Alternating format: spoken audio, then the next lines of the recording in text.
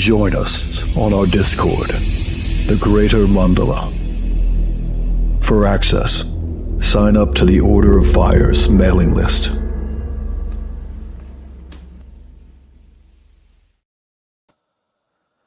All right, this is Jack Donovan, and you are listening to or watching PH2T3R, the Journal of Solar Culture, Pater.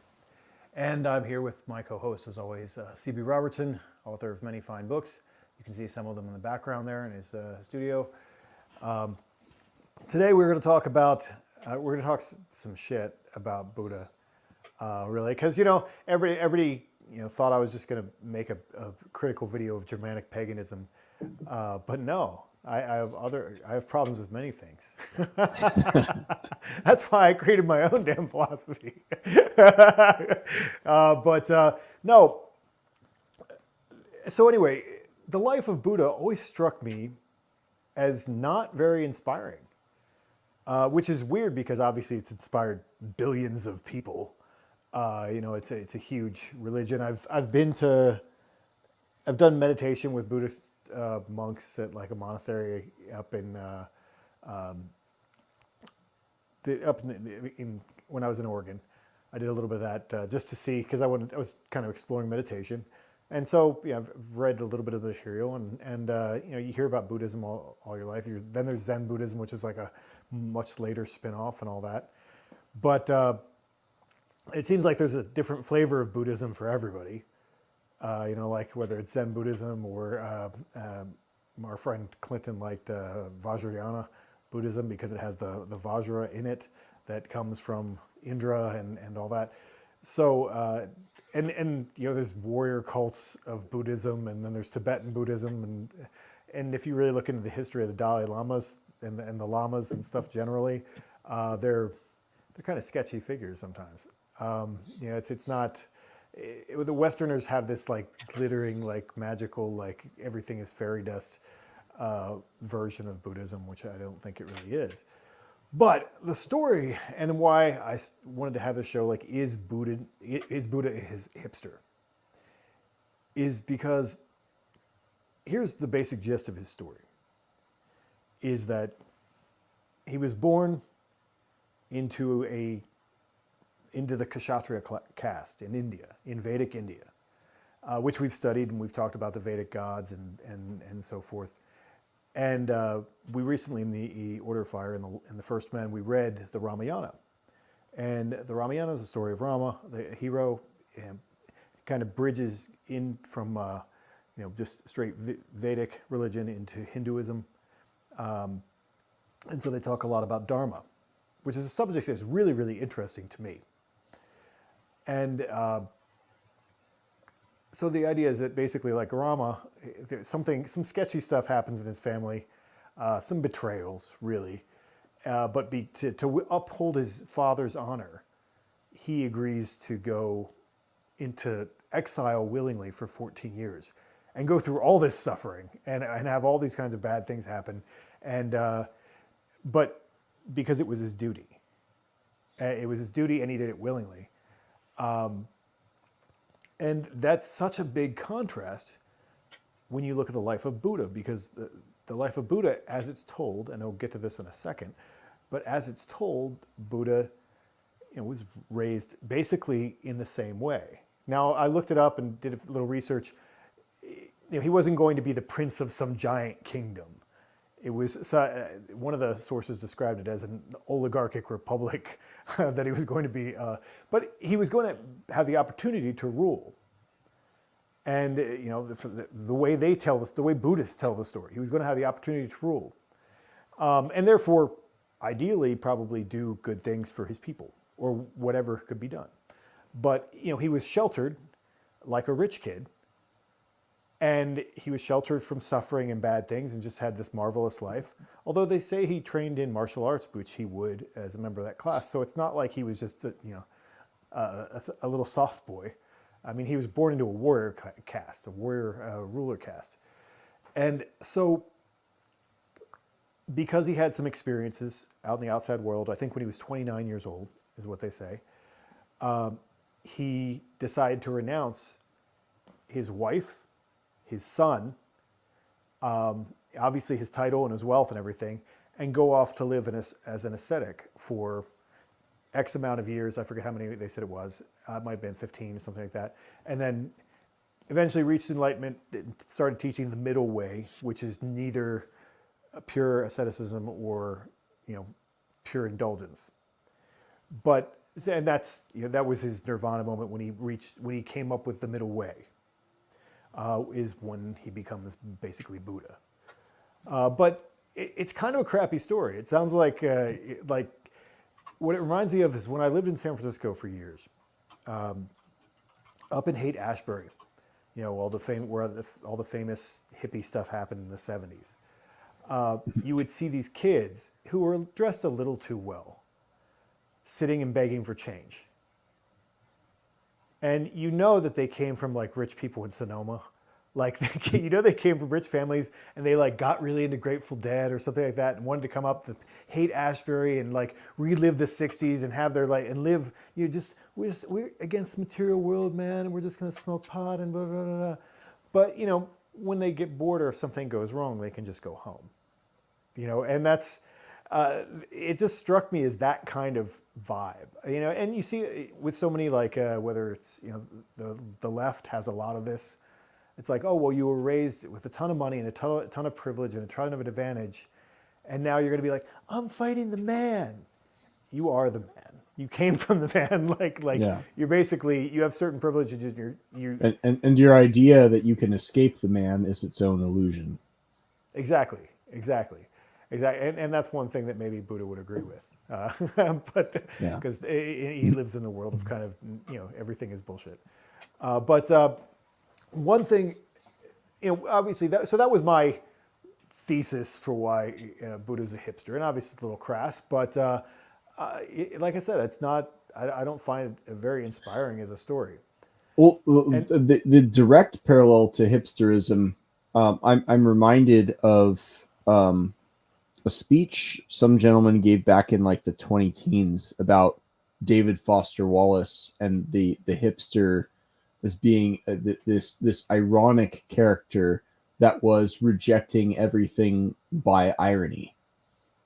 And it's not the same mechanism of rejection as the ascetic, who is looking on with disgust at all the things of the world, as Herman Hesse describes Siddhartha in his ascetic phase. But it is the same approach and the same relationship to the world. It's almost a middle path. You are participating in the things, but not participating in it because you're not doing it seriously. And I was spending a little bit earlier today going back and re-listening to Herman Hesse's Siddhartha, and when it describes him in the beginning stages of his journey into becoming a merchant, his master is becoming very frustrated with him because he's treating it like a game. He doesn't seem to be taking it seriously. He's treating it like a hipster. He is playing with money, and if he loses, it's like, oh, that didn't work out. Oh well. And he would win money too, of course, but like that, there actually is something of a Buddhist rejection of the world in hipster irony. That it's not just a crass comparison for the sake of dunking on a major world religion, but there is something fundamentally similar going on in the relationship that is being cultivated with the world more broadly. Well, and you can connect it to like what you just said is postmodernism. In a way, it's like it's a very similar mentality because everything is a lie, nothing is real, everything is suffering and illusion. What you really want to be, the end game is for you to stop being reincarnated and just not be anymore because life is suffering. Well, suffering is one of the things that isn't an illusion. They say we can get into the myth of Buddha himself and the historicity of that and so forth, but whatever. Christians have their Nicene Creed. If you can't recite the Nicene Creed and mean it, you're kind of not a Christian. And in the same way, and there are some esoteric offshoots of but actually there's just one exception. Buddhists have a similar thing, with the Four Noble Truths. The Four Noble Truths are that... we have slides. Oh, yes. Okay. I literally have a slide of the Four Noble Truths. So I'm jumping ahead then. No, okay. well, we'll do that, and you can explain them. I read up on them too, and I have a thing pulled up. It's the Eightfold Path and the Four Noble Truths. That's why I figured we'd put these on the screen. So we'll put these up now with a quick sidebar. In our Buddha and Jesus death match. I have all these fonts, and I don't know what to use them for. So what I wanted to bring up, and this is a discussion maybe we can get into now or later, is the way that the myth of these prophets evolves. So Team Jesus, I said, I can get closer to it now, started writing the books of the New Testament 20 years after the death of Jesus. Basically, that's the consensus that I was getting online. So, and then they kept writing them for another 50 years. So, like, they were basically done putting together the New Testament. And is this jive with your knowledge as well? Yeah, I think the first book of the New Testament was Mark, if I remember correctly, really? and that was 65, 66 AD, somewhere around there. So that's about right. Cool. Yeah. So basically, that's pretty close. Like, whatever happened with Jesus was still in living memory. Well, but I mean, 20 years is actually a pretty long time. Enough time for your memories to get massaged a little bit.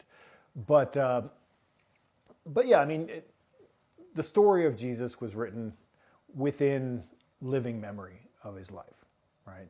So however they mythologized him or whatever, they did that within living memory of his life.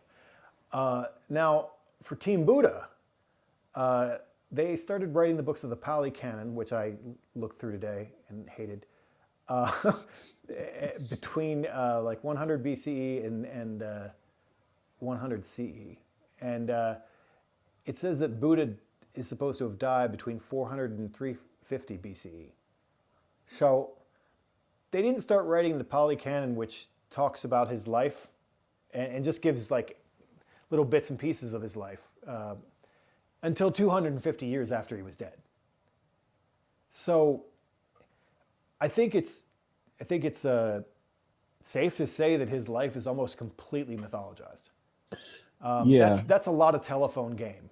A lot of things being passed down, and really the canon itself is probably highly mythologized. Yes, obviously there's such a thing as oral traditions, but that is a long time that's like the lifespan of an empire, for that to like keep going unchanged for 250 years. It seems like it seems almost impossible to imagine that there wasn't a great deal of poetic license, and filling in the blanks and all that kind of stuff taken. So really, we don't know anything. We just know what's traditionally believed about Buddha. Whereas like they do know some like factual information about Jesus. And what I wanted to get into about this just a little bit, because I think it's interesting, is I see these guys as cult leaders. And cult leaders could be a good or bad thing, depends how you feel about the cult. Yeah, right? Neutral. We've talked, I think, positively about hero cults in the past, so we're not anti-cult in principle, but you can't technically have culture. speaking, you can't spell culture without cult. Yes, Alan Moore. Yes, you need a cult to have a culture. Really, is that Alan Moore? I thought I said that. But might be both. Might be both. I haven't read a lot of his stuff, but yeah, you really, all culture really starts with some kind of cult.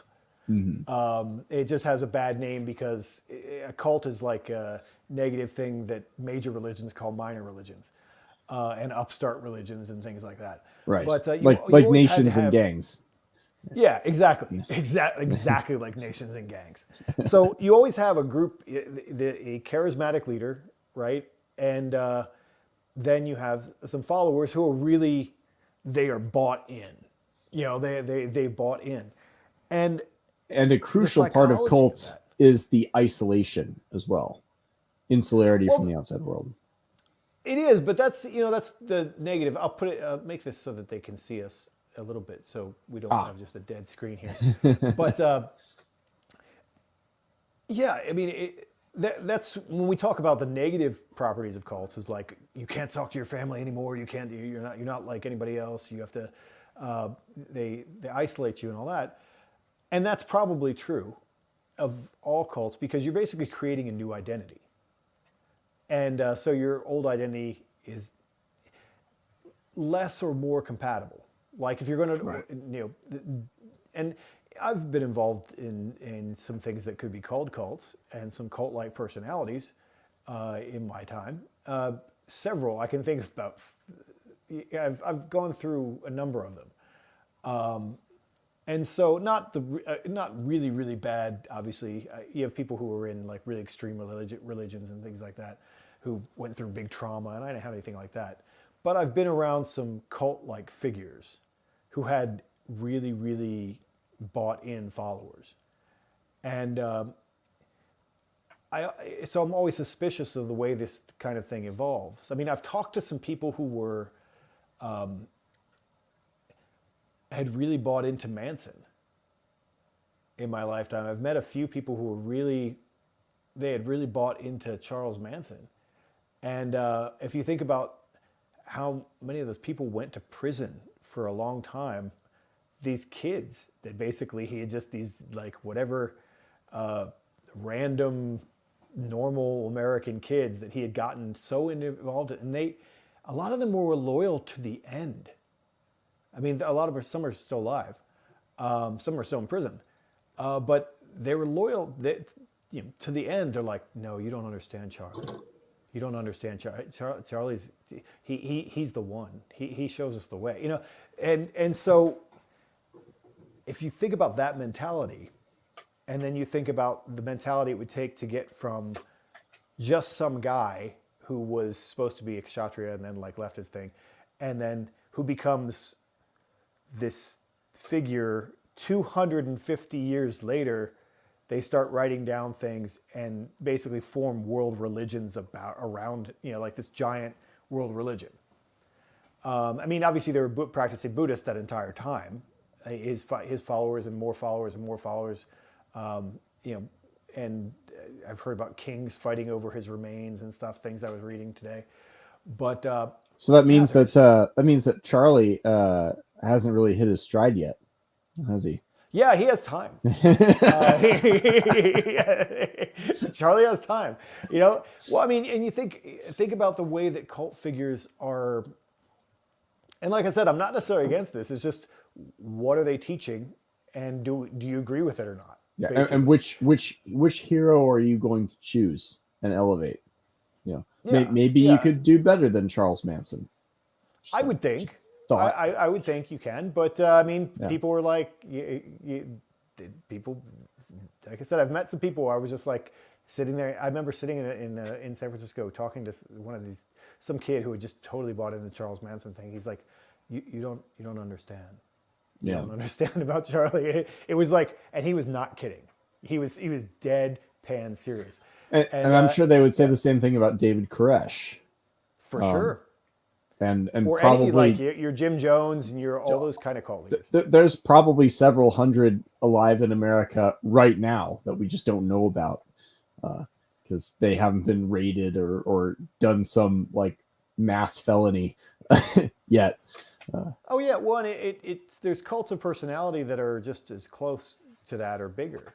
Obviously, pretty much everyone on the left side of the spectrum in America thinks that that Donald Trump has a cult, and to some people he does, and so, but you could say that there's a lot of figures, a lot of the influencers have people like eating out of their hands and they can do no wrong, and like I said, it's not necessarily a value judgment that I'm making, because there could be people who are doing that are very good. I'm amazed.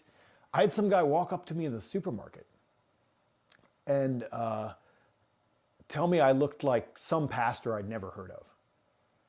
And I'm like, oh, okay. He's like, oh, well, you should look him up. He's got thousands of us out there. He's a really manly pastor, and like thousands of. I'm like, this guy has a total cult I've never even heard of. I had to look him up on the internet as I was in the store. I'm like, who the hell is this guy? And yeah, it's some church leader, like basically reaching out specifically to men, and he has thousands of people following him. And he would hate this with the Fire of a Thousand Suns, but John Lavelle. John Lavelle, he could easily step into that. Obviously he's Christian and that's his first, but I mean, he's very, I'm sure a lot of people who would like hang on every word he said. He has the ability, maybe not the interest. Yeah, exactly. Same. I mean, I'm kind of that way too. I don't need you to do, I don't need to be Thulsa Doom and have you like jump off of the cliff to show me that I'm not there yet. Right. I mean, maybe I'm not hitting my stride yet, but Yeah, I will say it is classier to have your heroes be already dead. There are like technical reasons why you could argue a hero isn't even a true hero until they have died, as Greg Naj argues. Right. So there is something better in looking back on a someone who had the potential of becoming an American hero of sorts was Into the Wild, Chris McCandless, because where he died in Alaska, he died in this bus that was out in the wilderness. And what was interesting is after John Krakauer wrote that book and it became a movie, people started making pilgrimages to the bus. And like there began to be this sort of movement of people, very small but inspired by his thinking, his desire to get away from society and into the woods, this very Thoreau-esque kind of aesthetic and idealization. Unfortunately, but they moved the bus. The Alaskan authorities took the bus and got rid of it or something, so that probably died. But that would have been an interesting cult, I think, if you could really call it that. I don't know it. But anyways, what makes Buddha interesting as a cult leader is like he's not a hero in the like ancient warrior sense of the term. He's very much a it's interesting comparing Jesus to Buddha because they both were sort of non-violent rejectors of the world, and they offered slightly different explanations and justifications for why. I would personally argue maybe Jesus was a little bit better because there's still at least a sort of connection to something, to God, to other people, to your original purpose as a human being. Whereas Friedrich Nietzsche, in his description of Buddhism, said it was the religion of a tired people that just wanted things to end. Like, no matter what you think about the Buddha's history or the true meaning of dukkha, because I've gotten into debates about that in the like 5 or 6 years ago. Is it suffering general, or is it just a very particular kind of suffering? We're not rejecting all suffering, just some kind. It is still a religion of detachment, yes. and of absolute rejection of the world, and even the middle path, the rejection of the extreme asceticism, is the rejection of an illusion, a false escape. It's just like our middle path is actually a better escape than this extreme escape. So it's there's a lot going on, but did we want to get into the Four Noble Truths and the Eightfold Path? Yeah. I just I like the idea of the cult discussion too, though, because I think that is important. Like it's like how does this happen? And because another one we've seen happen in our lifetime is basically, I mean, a little bit before our lifetimes, Martin Luther King has a cult hero-like status because he died. Because he probably there was some stuff he was doing that was probably not that great, and he probably would have been found out, and he would have been his reputation would have been tarnished or whatever. But he died at the and he has streets all over the country named after him, and is basically the symbol of civil rights in America. Like he's the one. And that is a mythological. I mean, he's been mythologized obviously a great deal by people, and I think we've seen that happen like over our lifetimes, of how he's become like this central figure beyond Washington and Lincoln in like a lot of people's minds. Which is really tragic for what it did to rights in that transition from natural rights to civil rights. But maybe that's a conversation for another time. Right. But yeah, I mean, so you can see how anyway these people obviously. You have these followers who are really invested in the idea, and they want the idea to be good, so they're going to like clean up the image and mythologize it, and make it into what they want it to be. I mean, I think. We'll get to that after we go through the Four Noble Truths and stuff. Why don't we do that now? Sure. Cool. I was trying to look up some relevant passages. Sure. Okay, cool. So the Four Noble Truths are essentially one, that suffering, well, that life is suffering. The suffering is the truth of suffering. And the word that they use for suffering is dukkha. The second noble truth is that suffering comes from desire or craving or appetite. The third noble truth is that this suffering that comes from desire can be ended. You can get rid of this suffering. And the fourth noble truth is that the way to end the suffering is the Eightfold Path. Right.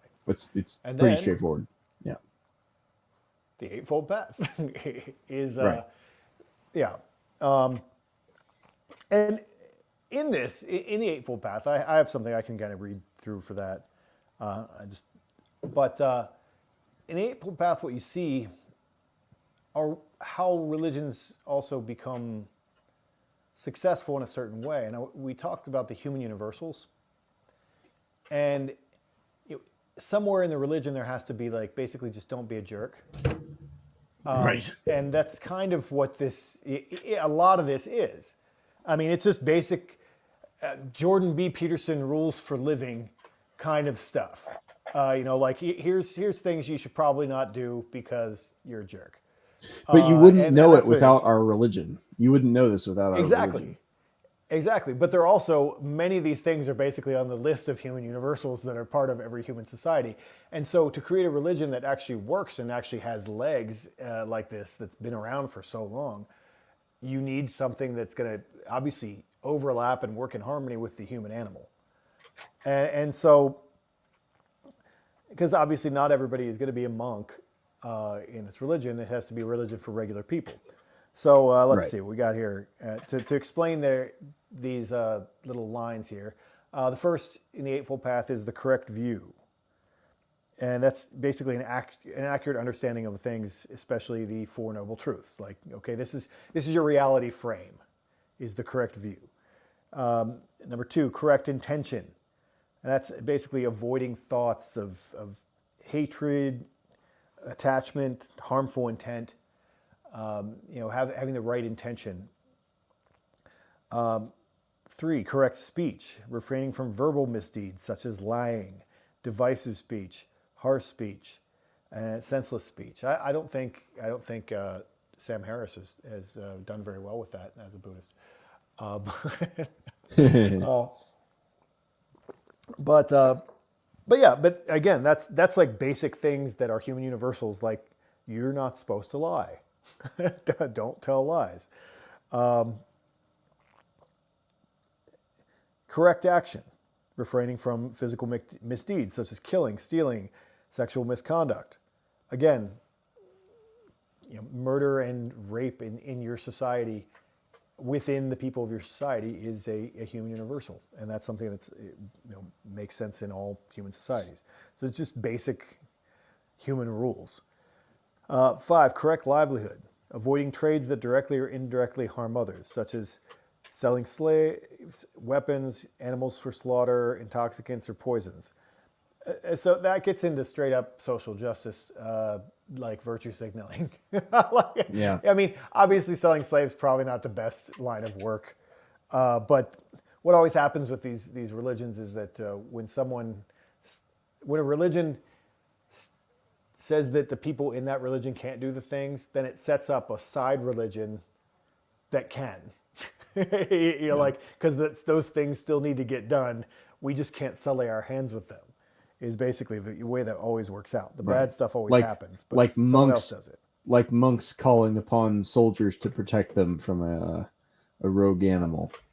Yes, tiger. Yes, yeah. Or us farming out our like the horrible labor we would never want to see Americans for do our to iPhones. Chinese. Yes, that's happening somewhere else in some place where we don't have to see it. Correct effort. Abandoning negative states of mind that have already arisen, preventing negative states that have yet to arise, and sustaining positive states that have already arisen. That's probably good for everybody. That's probably a good way to look at things. I don't think that now how you define negative states is probably specific to the religion, but I mean we could run with that as good advice, I think right now. Correct mindfulness, awareness of the body, feelings, thought, and phenomenon, the constituents of the existent world. Obviously, I think he also gives lectures on mindfulness meditation, which obviously is very popular right now, and a lot of people do that kind of thing. And that's basically what that is, just being aware of the world and not wrapped up in probably, today it would be your phone. And then 8, correct concentration, single-mindedness. And I think I've seen that elsewhere described as just being, devoted to the path. Like being part of that. So there is some. Yes. Oh, I was just going to say there is some nuance to these things in practice. For example, one of the more popular Buddhist authors of the past 100 years is a Thai, if I remember correctly, Buddhist monk. I don't quote me on that. I'm probably incorrect. It's probably like somewhere else. Named Thich Nhat Hanh.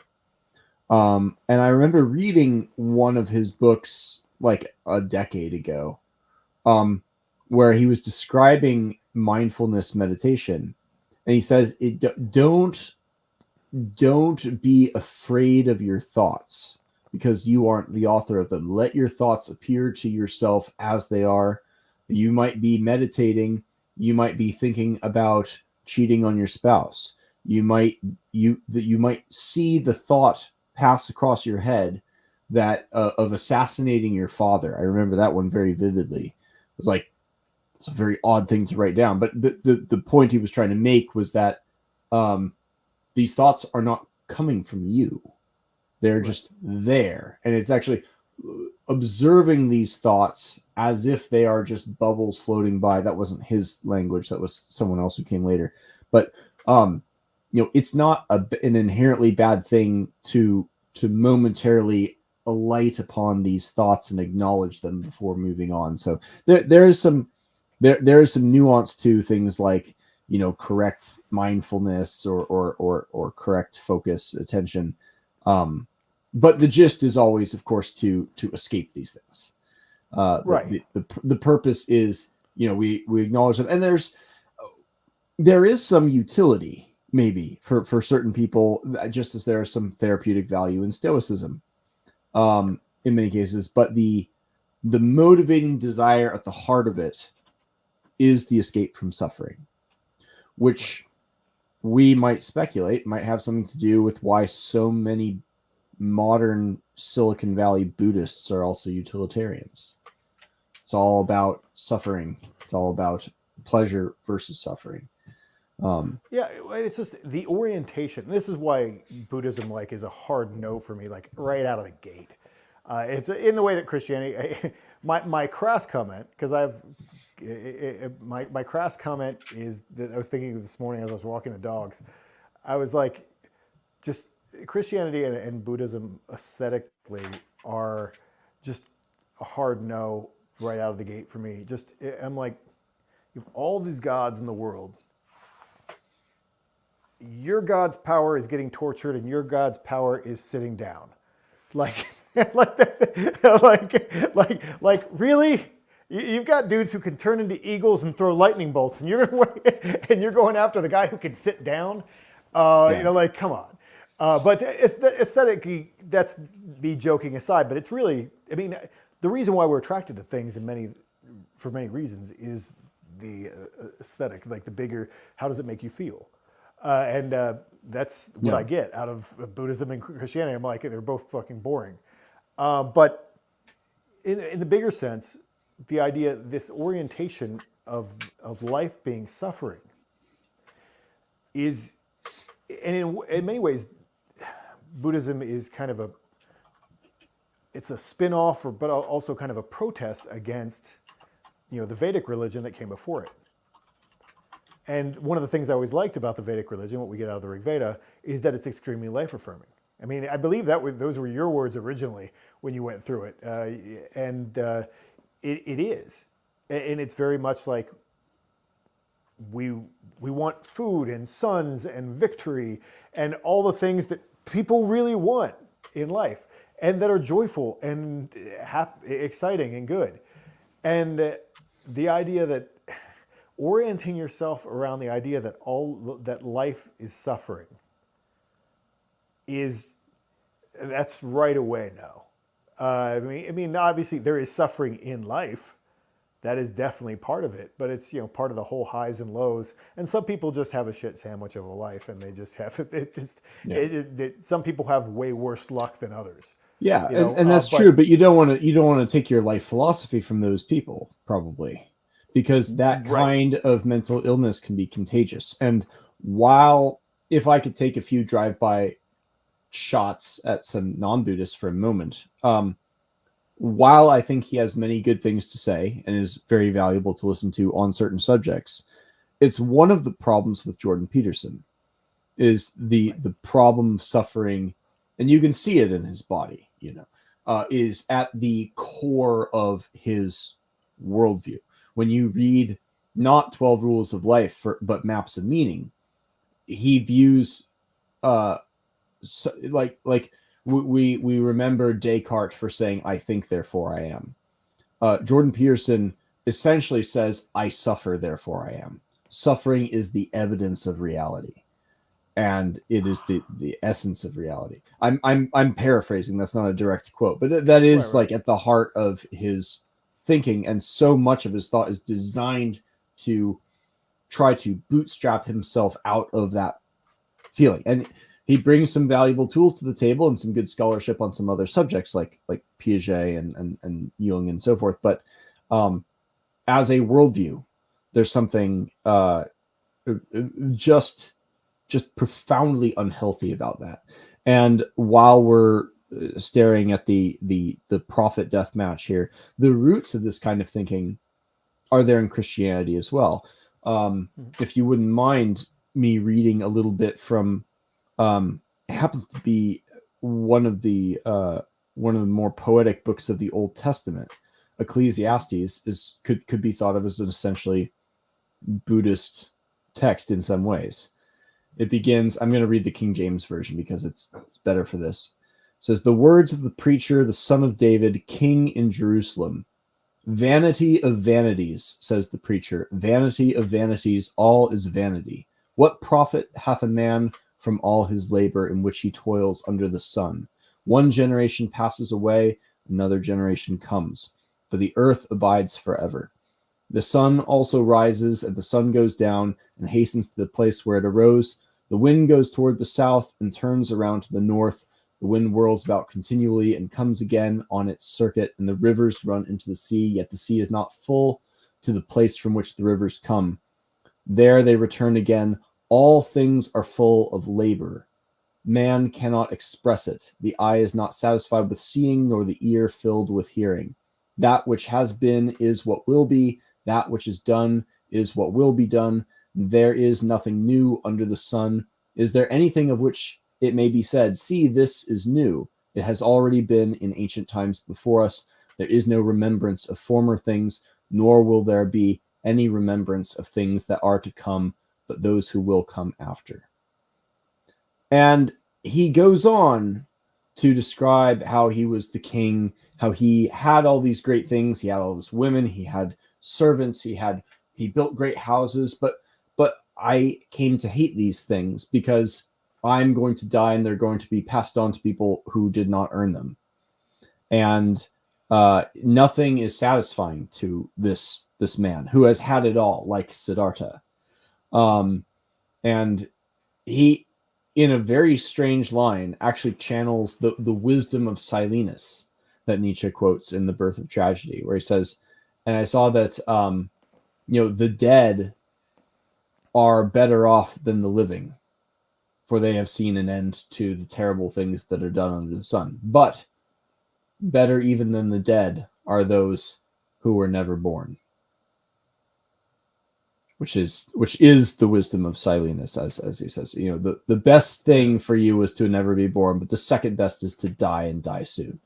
It's like, whoa, that's an interesting thing to elevate in your religion. That's an old drunk, isn't it? Silenus is an old drunk, I believe, right?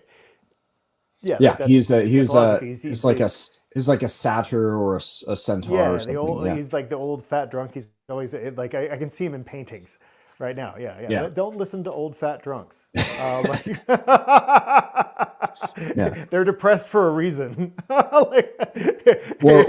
Wasting skinny old men either, for that matter.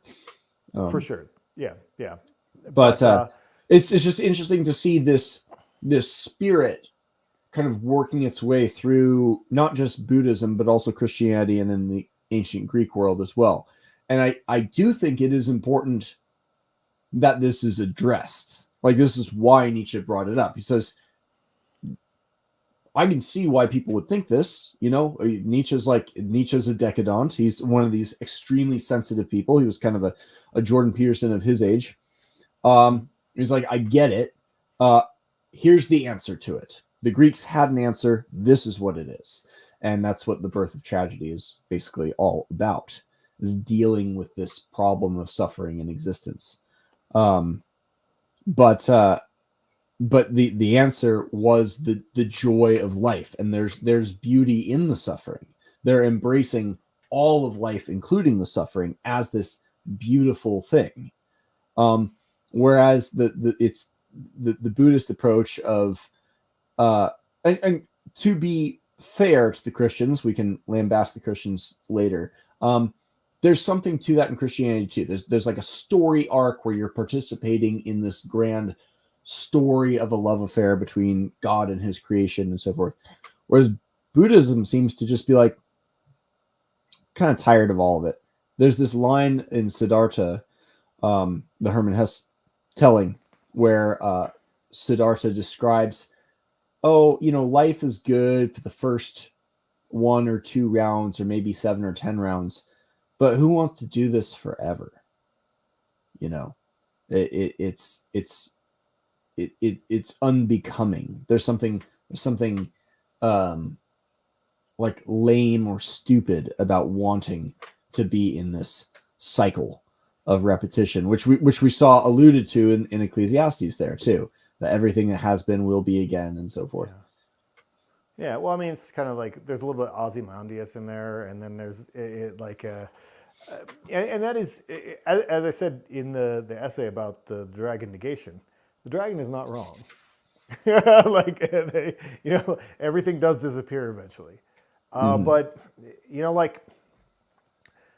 and that's why this practice of gratefulness, I think, is important. That was what first struck me in the first chapter of Siddhartha, was the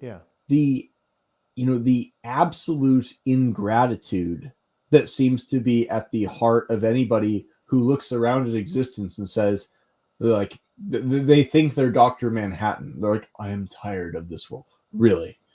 Really, you're tired. You think the problem is with the world? You know.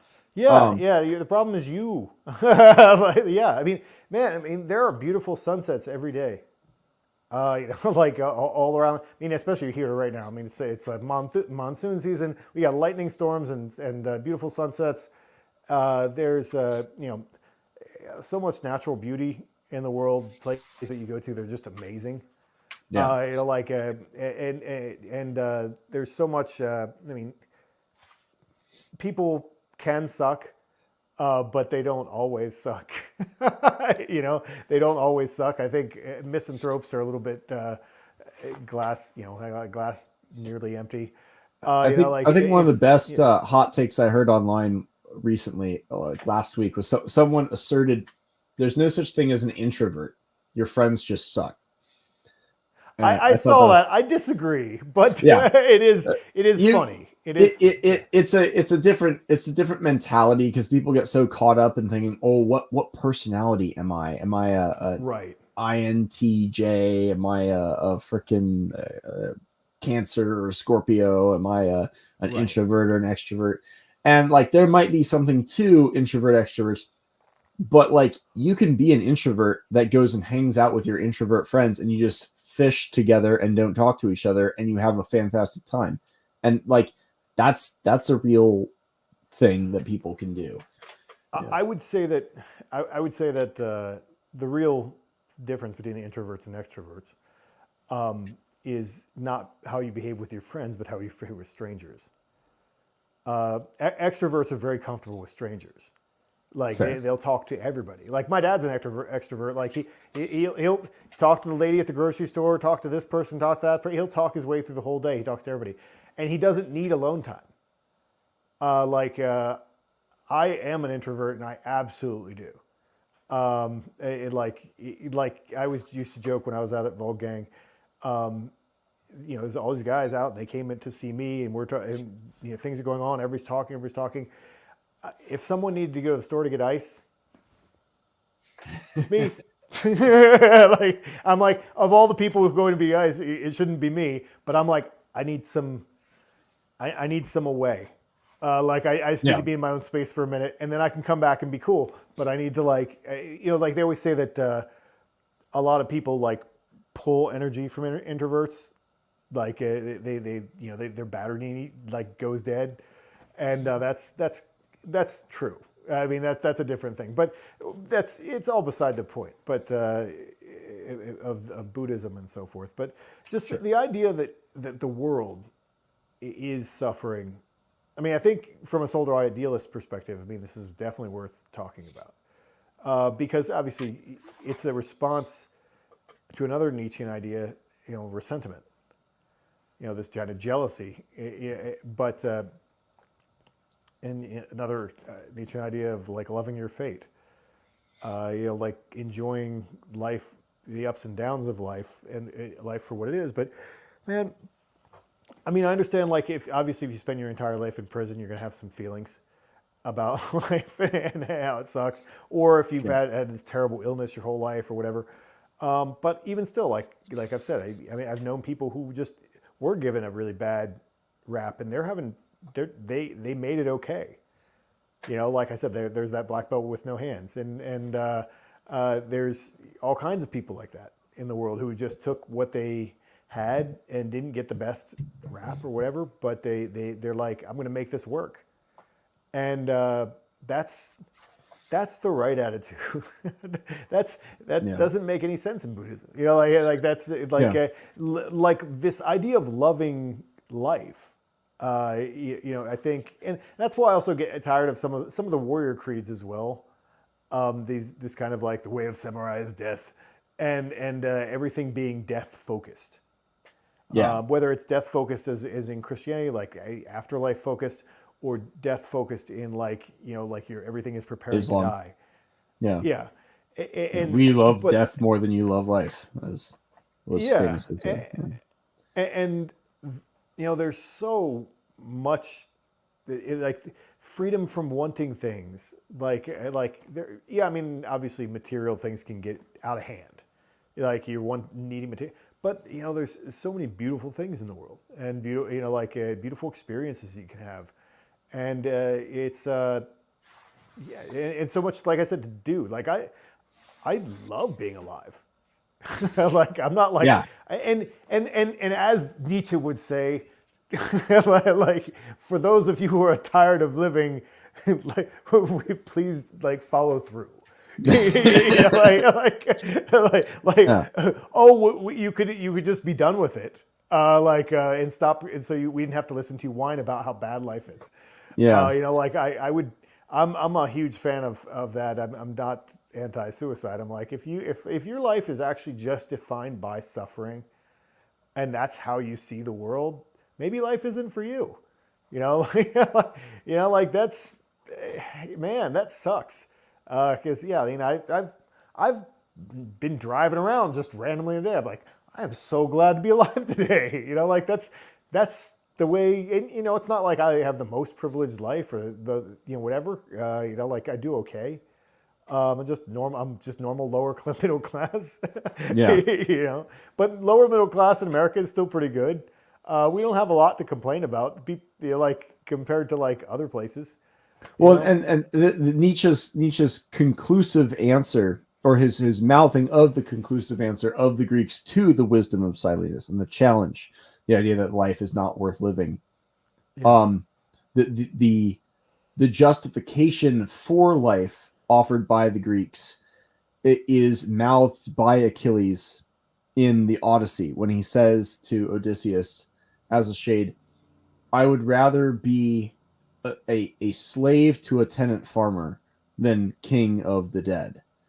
It's a love of life so profound that you would even prefer to be a slave, and the lowest of the slaves, a laborer among the living, than a dead. And I was having a conversation actually just this past weekend with some friends who've been going through Homer, and someone said, "Oh, that was his shade, so it's not the same spirit." It's like, well, possibly, but Nietzsche seemed to find that spiritual embrace of life in the attitude of the Greeks more generally, because even the gods themselves go through the petty drama of life, that and the pain of life as well. The infidelities among the Olympian gods, the weird soap opera plots, and all this, that all of that someone might look at and complain and feel aloof and above and want to escape from. The Greeks look at that and say, no, this is the substance. This is life itself. Let's do it.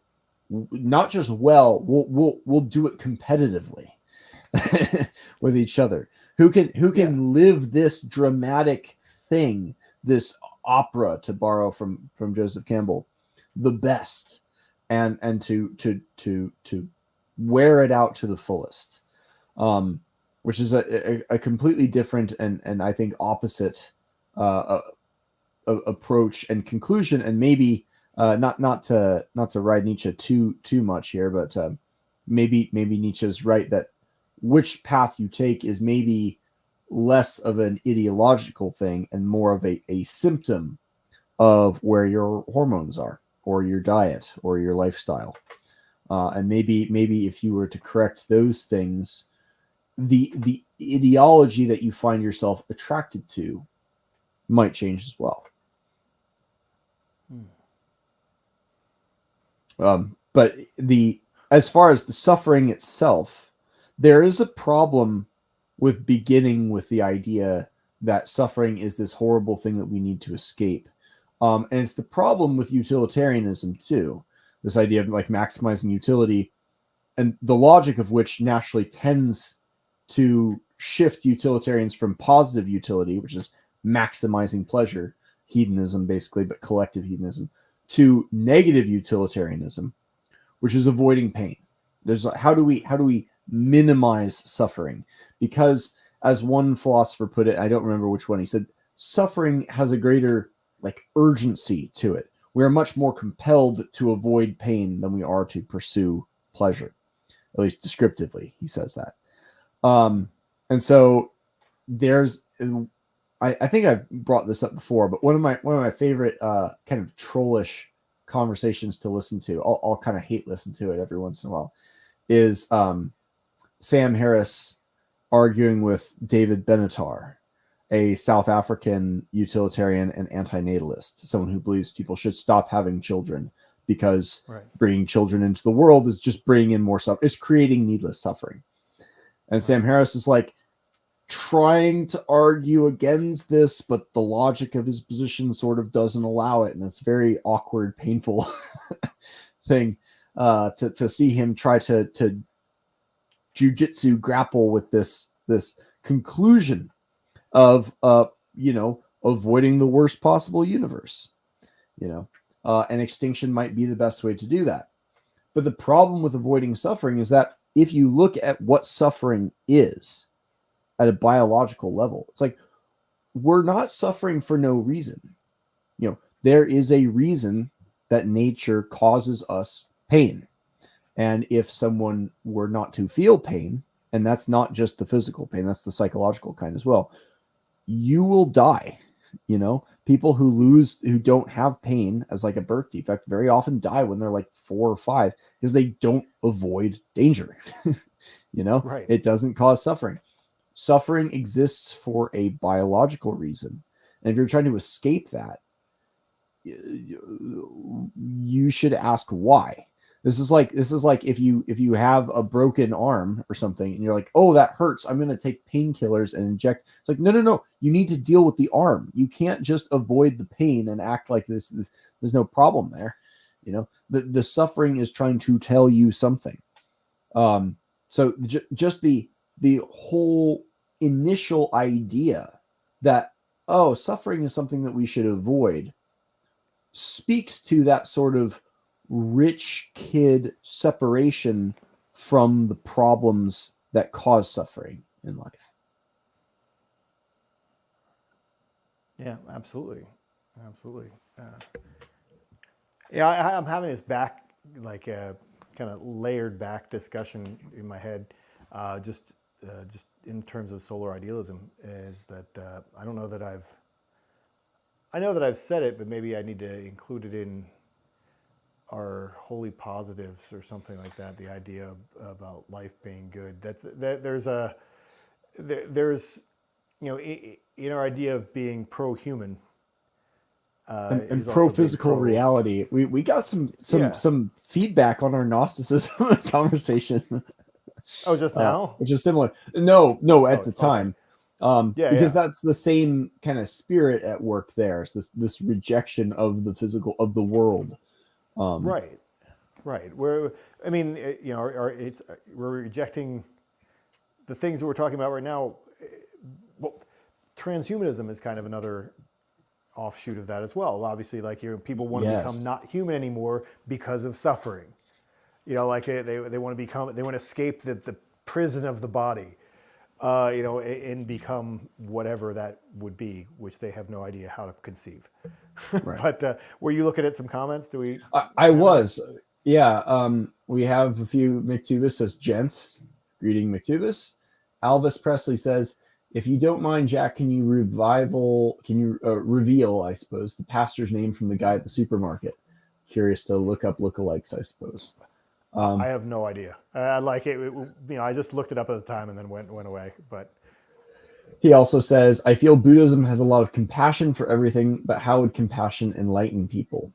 Well, the idea is that it's not that so much that the compassion enlightens people, but the compassion would drive you to enlighten people, to alleviate their suffering. Your compassion for their suffering makes you want to go enlighten them and cause them to become detached from the world.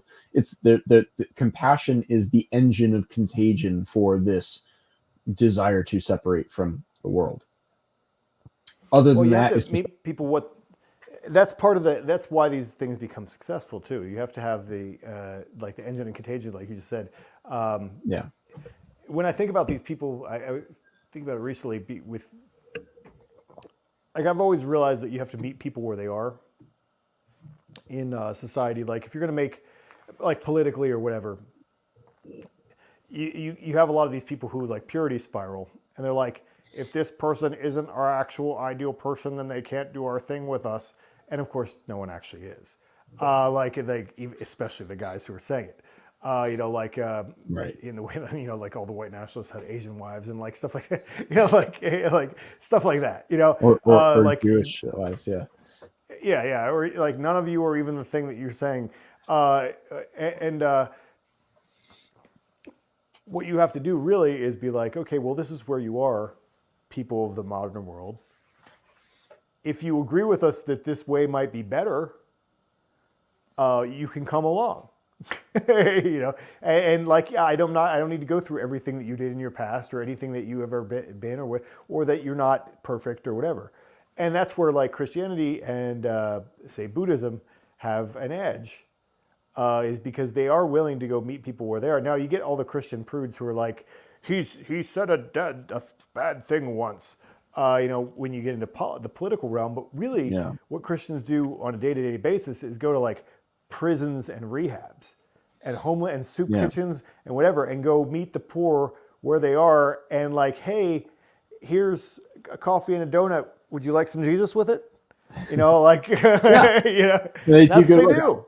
I remember hearing an Orthodox priest criticize the Orthodox Church by pointing to the Catholics. He had just spent like 5 minutes criticizing the Catholic theology. He's like, this is silly. This is obviously, we know this isn't true. But like, what are we doing when they've got all these hospitals set up and all these foundations to help people? What are we doing? And that's their like contagion model, their cult model. And it works well, and it meets people where they are, as you say. Speaking of meeting people where they are, Mick Tubis has a very interesting contribution in relation to suffering. He says, in quotes, all experience hath shown that mankind are more disposed to suffer while evils are sufferable than to right themselves by abolishing the forms to which they are accustomed, end quote. So maybe saying the Declaration of Independence is maybe not such a Buddhist text, which is why we are patriots here. At least in the constitutional sense. We were talking about Martin Luther King earlier. There's a conversation to be had about rights and infringements upon those and tyranny and so forth. But that's a fun contribution. And that was what I was eyeballing earlier. Okay, yeah, I saw. Yeah, it's weird that I could tell that you were actually looking at comments, but like, I was like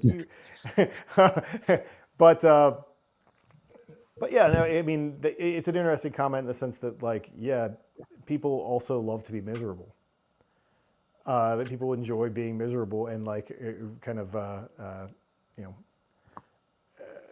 like, will perpetuate that rather than fixing it. Make it hurt so good, baby. Yeah. Well, then there's like masochists who just really like to be in pain and suffering. But by the way, David Goggins is not the healthy alternative to Jordan Peterson. Just want to throw that out there. Although I rather like him better. I never have actually never listened to him or paid any attention to him because there was just something about his face. I'm like, I don't like you specifically. There's some people who are just like, you see them and you're like, not for me. I mean, there's not a lot there, but I will say he's fun to listen to. It's fun to listen to him go on his talks, basically his jogs, basically just yelling at himself. And it kind of puts you in that mood. You're like, yeah, I'm gonna go fucking lift at the gym now. I'm gonna run a marathon. But so it's got there is a positive contagion there. But it is coming from a place of like, people used to joke when we were doing long distance running stuff in the order. I got a few people saying like, Chris, what are you running from? And very annoying thing. We could trigger you so hard with that. but like, as much as I am annoyed by that meme, I will say David Goggins does look like he's running from something. Yeah. Like he's running from his fat self. He's running from his childhood. He's running from like some very serious pain. He is not like Cameron Hanes, for example. Cameron Hanes will run ultra marathons because like, no, I'm hunting elk. I am going to kill it with my teeth, or whatever Cameron Hanes does. That it's a different mindset, and it expresses itself in the self-talk. And what you see in, I think, the tragedy, I think, of Buddhism and to a degree Christianity, and maybe this is what Nietzsche was talking about when he talks about slave moralities, is that it seems to validate the worst kinds of feelings and the worst formative seeds of identities in people, and it ossifies those identities and it grows them into something that is deeply at odds with life and longing for what is to come after, whether that's an afterlife in the hereafter or the purgation of life itself, the escape from life. And it just seems like unhealthy in its origin, but it reminds me of another conversation I was listening to yesterday. A woman was interviewing a former CIA operative who's just been everywhere recently last week. See, there's this like black guy with a bit of a fro and a bandana, but she was asking him, like, how does the CIA recruit people? And he says, well, to be totally honest, a lot of the CIA training is brainwashing. So we select for people with childhood trauma because they're easier to brainwash.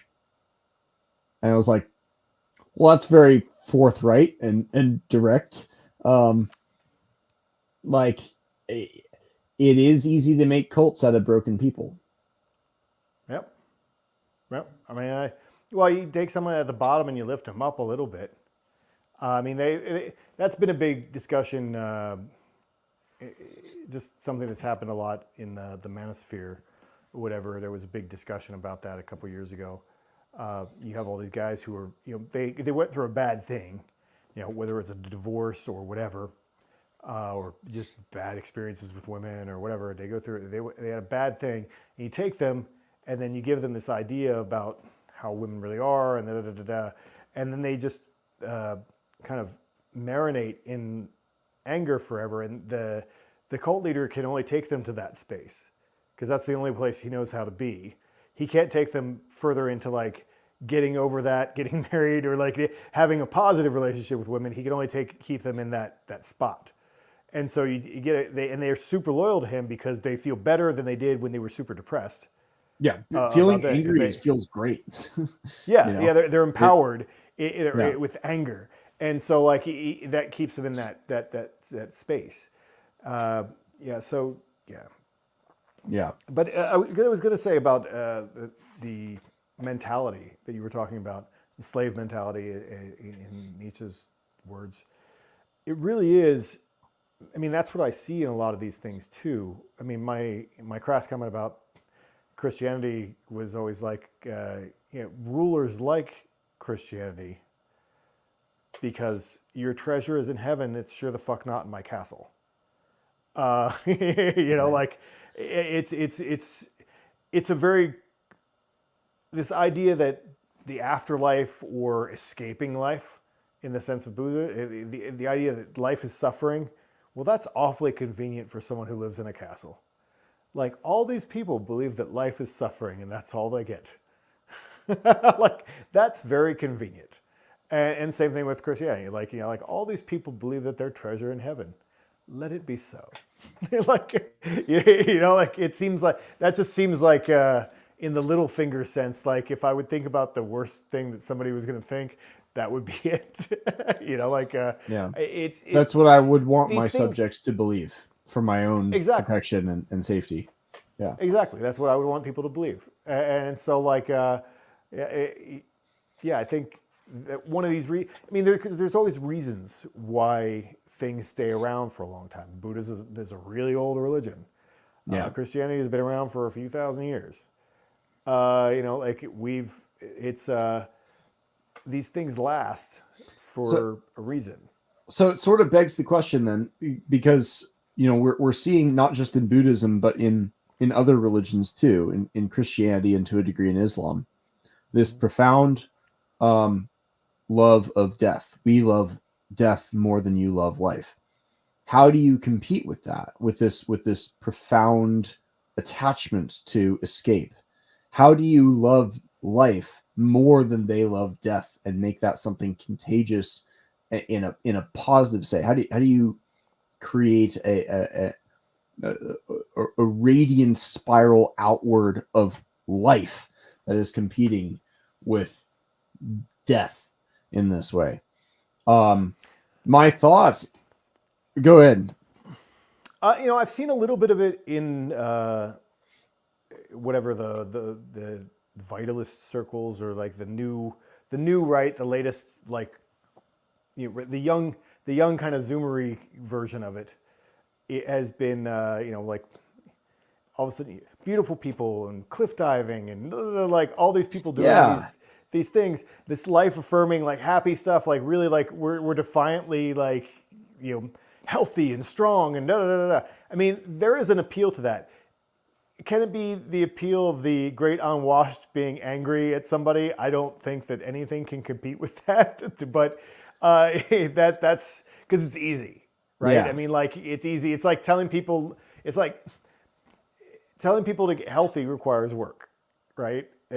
Telling people that, like the fat acceptance movement, it's much easier to eat ho-hos and be like, I am healthy, I am beautiful, than it is to like, no, you actually have to go to the gym every day and like watch what you eat and do all these things. And then there is another level of happiness that you can reach, which you don't even know. And that we were talking about that in the order the other day. We were talking about fitness, and Dustin was talking about some of the guys that he works with, and how like they're just guys who turn knobs or do mechanical stuff or whatever, and at his power plant, and they're all morbidly obese, and they see him and they know he tracks his macros every day and he's watching whatever he eats and does everything, and they're like, that just seems so hard. That's just like like that's terrible. And we all know people like that. I forget that there are people like that because I'm the only people I see is when I go to jiu-jitsu, but like it's. And I live in an area where I feel like everybody's pretty healthy in this part of Phoenix.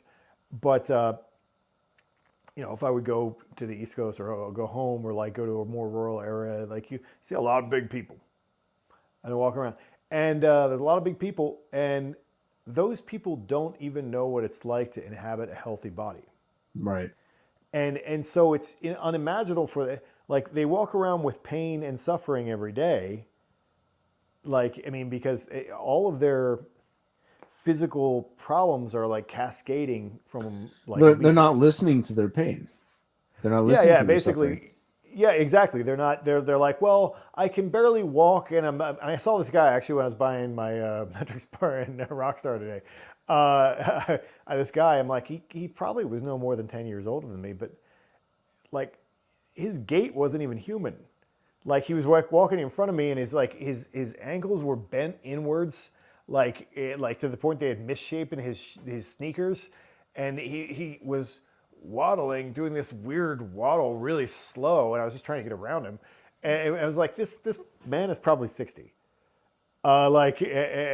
he's not even walking like a human being anymore, and so that's the thing. It's like when people don't have that experience of health, and it's like it's so much easier for them to accept that life is suffering, and the other fun maybe alternative, the life affirming spiral outward, positive cult, a life cult instead of a death cult. I would say Brazilian Jiu-Jitsu appears to be on the path of replacing CrossFit as the cult du jour in the fitness world, and that's cool. That's freaking awesome. It'll probably be something else in the next decade, but the Nietzschean answer, I think, comes from another essay of his, which is Homer's Contest, and the short simple English version is it's sports ball.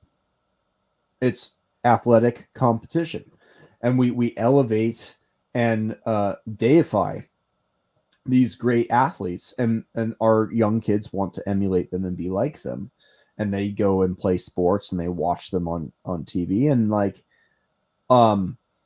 people used to say, well, that's escapism, there's something crass and gross about that, and that's true, but I think only if you are doing that instead of and to the exclusion of actually going out and playing that and participating in athleticism. I used to watch soccer. I don't watch soccer anymore.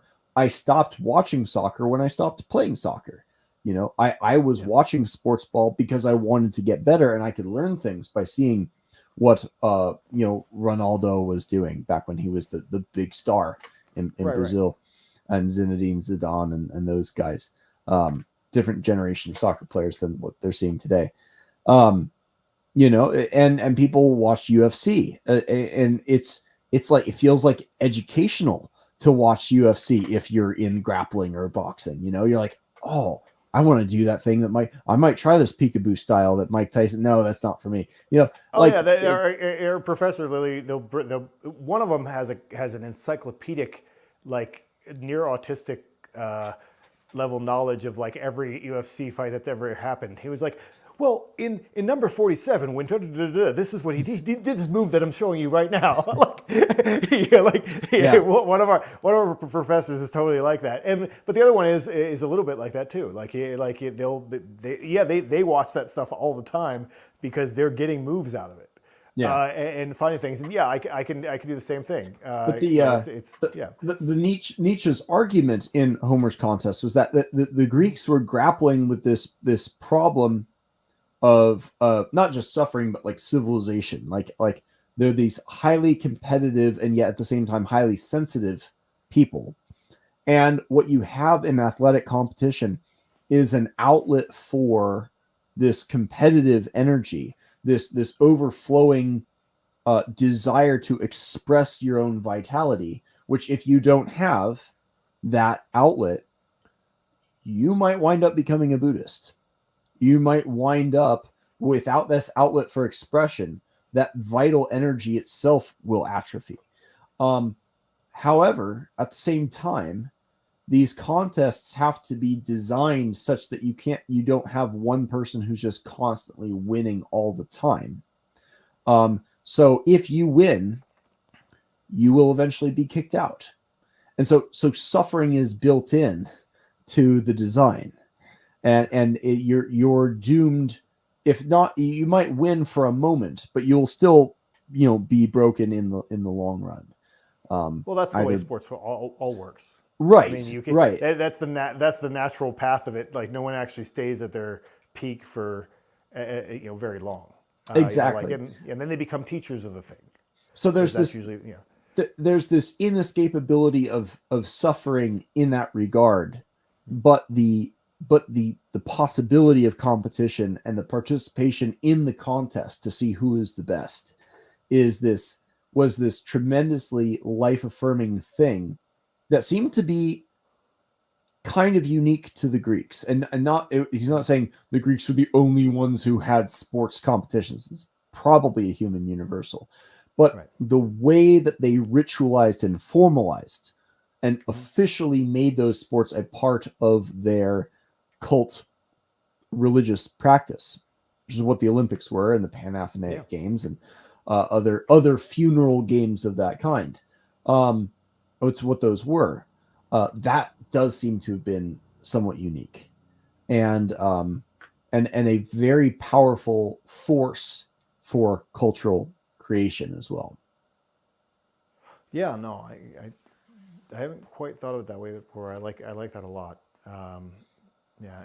What I was thinking of as you were talking about that, though, as far as the suffering that comes with competition, because there is the guy who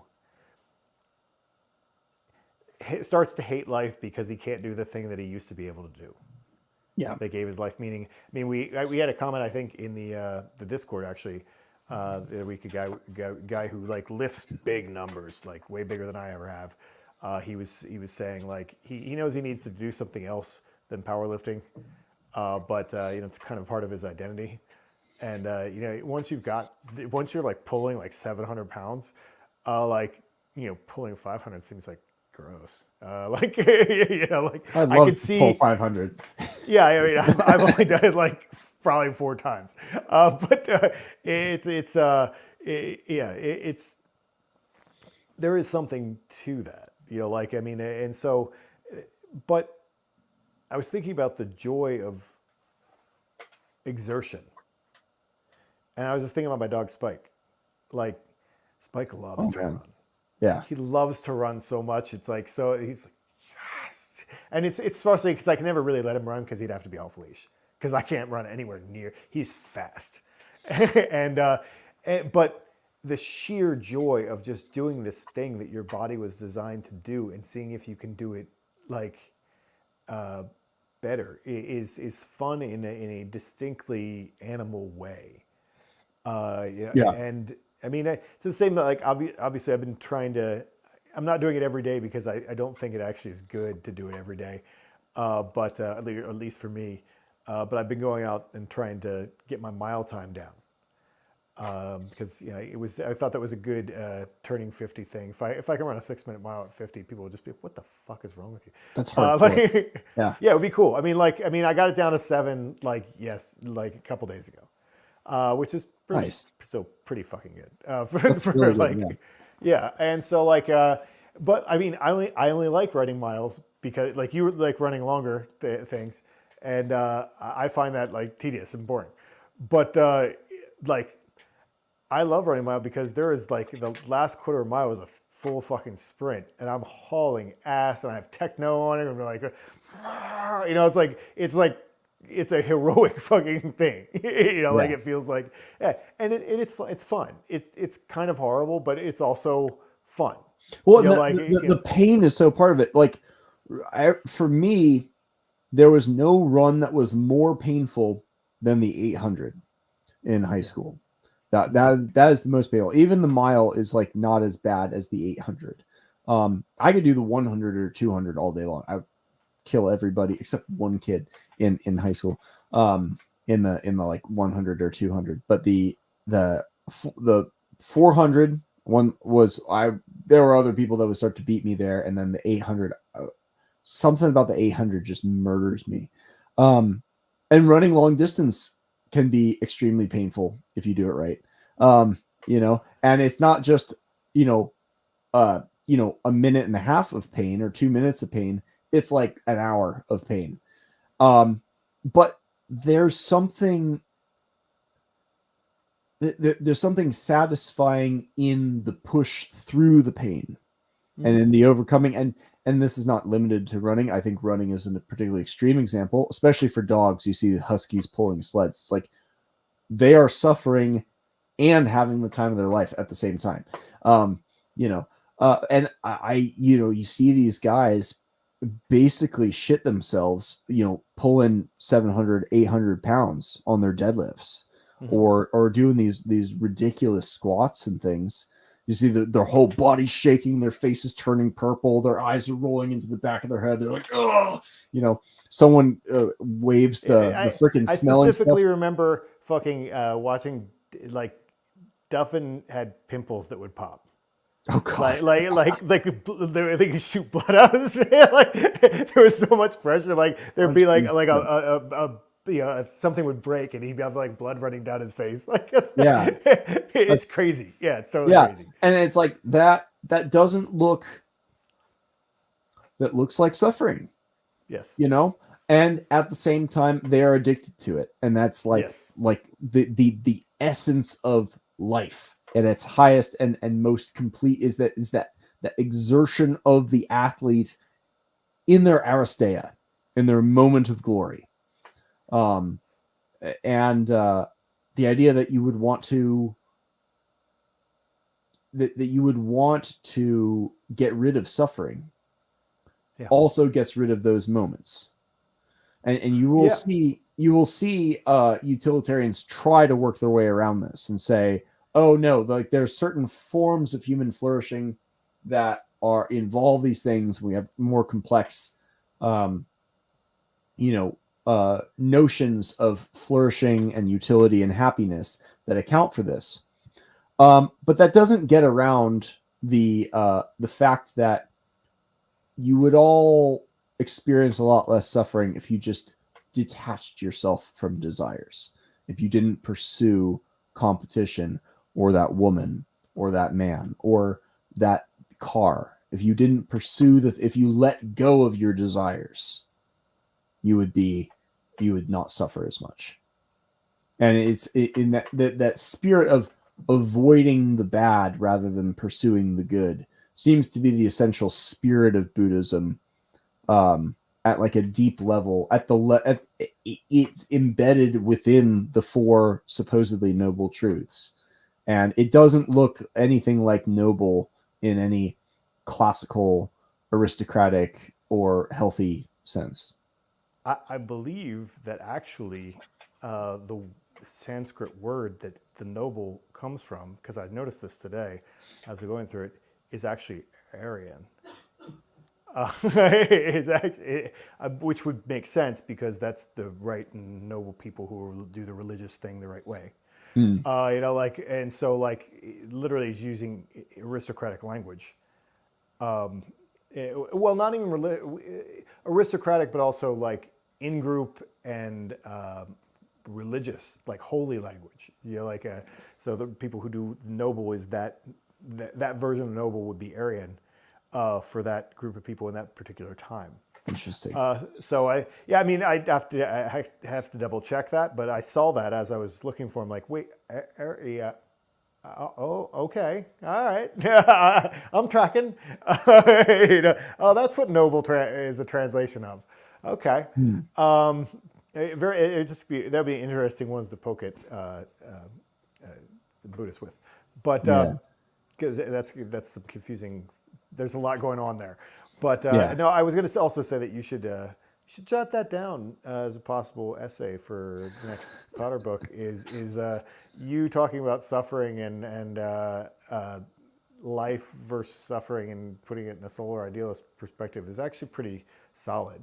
What you were saying, I mean, that's us responding to Buddhism, to the Four Noble Truths or whatever like that would be kind of cool. Silenus and Ecclesiastes and the Four Noble Truths, yeah, that'd be that'd be worth doing, it's. Daniel Rose says, a fixation on overcoming pain and weakness can develop strength, but does not necessarily lead to joy. True. Right. Maybe makes you a really good CIA operative or turns you into David Goggins.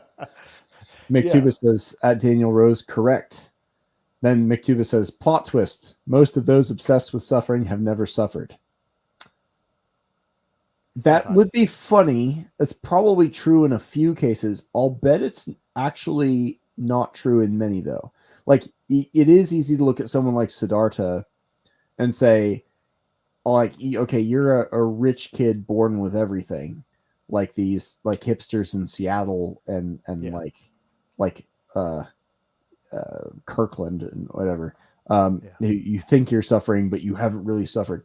But I don't think that psychological anguish is like not real suffering. Like, just because they weren't like abused as children doesn't mean that this feeling they're having is not real in the psychological sense. But yeah, but there are also people like Jordan Peterson comes to mind. Like, you can see the suffering etched on his face, you know? Yeah.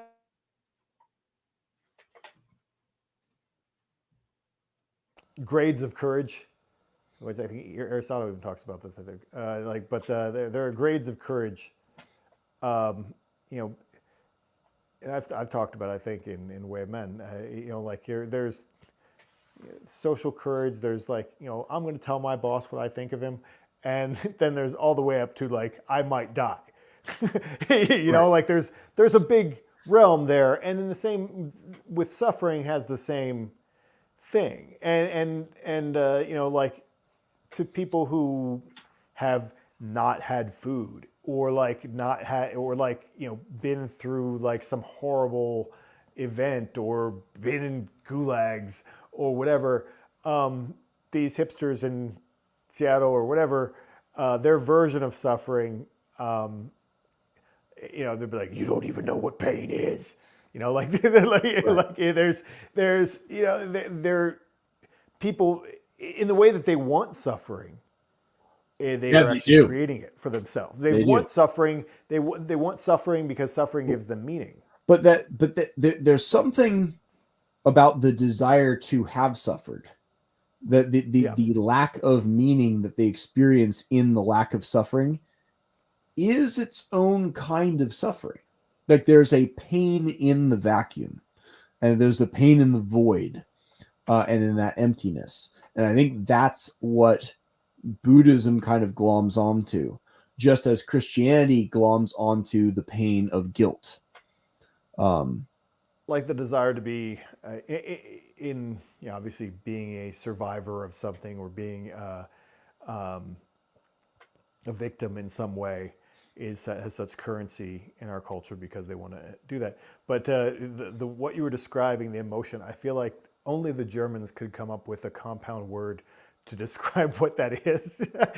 That seems like it should have a German word for it, like, and it should have like 10 syllables. I believe, funnily enough, there is a German word, but it only has one syllable, and that is Angst. It's this word for, and I'm probably misapplying it, but what Heidegger described as Angst was normal fear is a fear of an object, whereas Angst is a fear of the absence of something. Like, you don't know what it is you're afraid of, or worried about. It's this fear, and I think that the lack of purpose is maybe subtly different than Angst, but it's similar in the form of, like, it's a feeling of pain that's coming from the absence of something.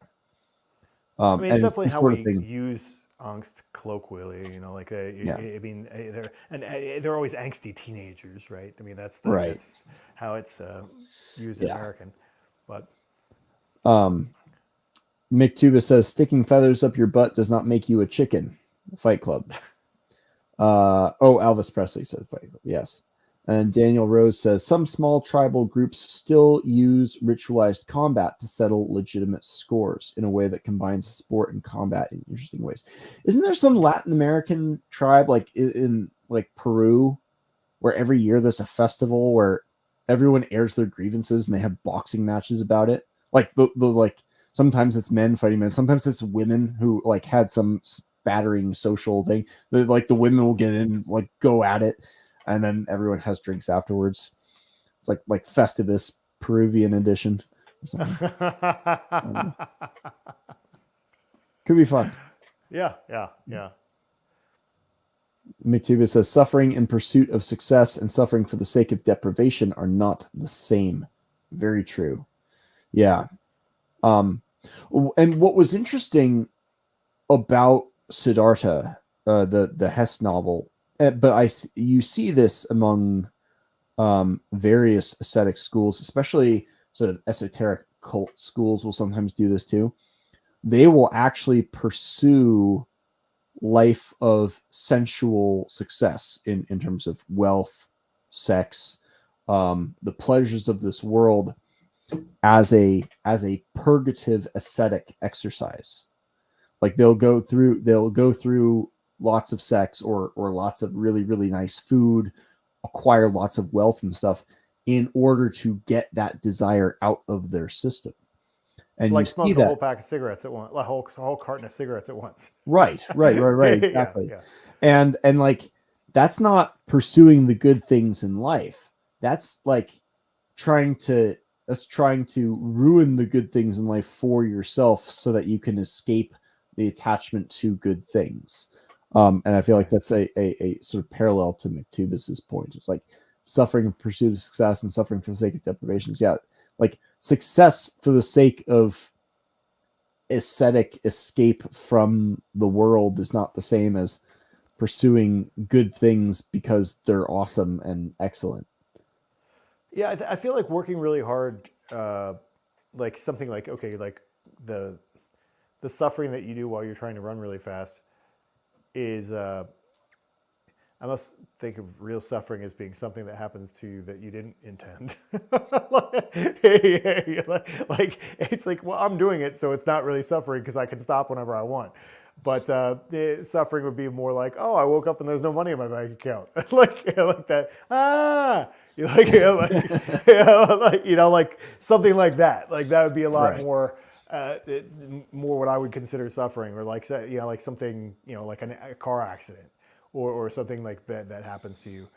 Seems a lot more like suffering to me. Yeah, I feel like we're in the Aristotelian territory of like that finding that median between like courage and foolhardiness versus cowardice. It's like there's a fine line between like suffering bad fortune and like just being stupid. And many people are like, it's the meme of the guy sticking the stick in his bicycle spokes and then grabbing his knee. It's like, oh no, the consequences of my own actions. Terrible. That's not the same kind of suffering there, but I mean, that's again where the beauty of to contrast with the sort of Asian Buddhist approach of just avoiding all the suffering. There is a kind of beauty in tragedy. And part of the structure of Greek tragedy is the culmination, the moment of the reversal of fortunes and the realization of one's true position in the story is brought about by flaws in one's own character. The culmination and the revelation of the problem of the tragic hero is always a result of their own actions. But we don't call them stupid for that. It's just like they didn't know, but now they learned. What would be stupid is not learning, and doing the same mistake over and over again. But and that's absolutely how life works. Yeah, you make mistakes. Like, I mean, it's like it usually is partly your fault. Like whatever happened, it's not just. Sometimes it is totally beyond your control and had nothing to do with anything you ever done. But then a lot of times it is like, I put a lot of effort into this that wasn't a good use of my time. Like that, I put a lot of effort or money or time into this one thing, and it just didn't work out. And it probably wasn't a good idea to begin with, but it seemed like it was at the time. Like now that's a lot of life. Like honestly, the ambitious entrepreneur people who would be out there trying to win at life, whatever, would probably tell you that too. Like they always say it doesn't look that way, but they always say that like I've been bankrupt like 5 times to get here, that kind of thing. Yeah. To quote a Christian blogger who was asked what's the best thing to do to find success in business and in art and stuff, and his advice was fail faster. It's just like everyone fails their way up, so just don't be afraid and fail faster. And probably some truth to that. Yeah, a little bit. Even though, but failing is painful. Yeah, and no one likes that. Strong dislike. Thumbs down. Daniel Rose says pain. We've got McTuba says regarding Peterson, if your daughter had relations with a Tate, you would have that same face of perpetual sadness. Wait till they have wait till the one where they find out his daughter is married to a gay. I've never seen a man with gayer face. Like I almost can't blame Michaela. Daniel Rose says pain or sacrifice embraced in pursuit of meaning does not reflect psychological harm or suffering in the same way as the same loss experienced at the hands of someone else.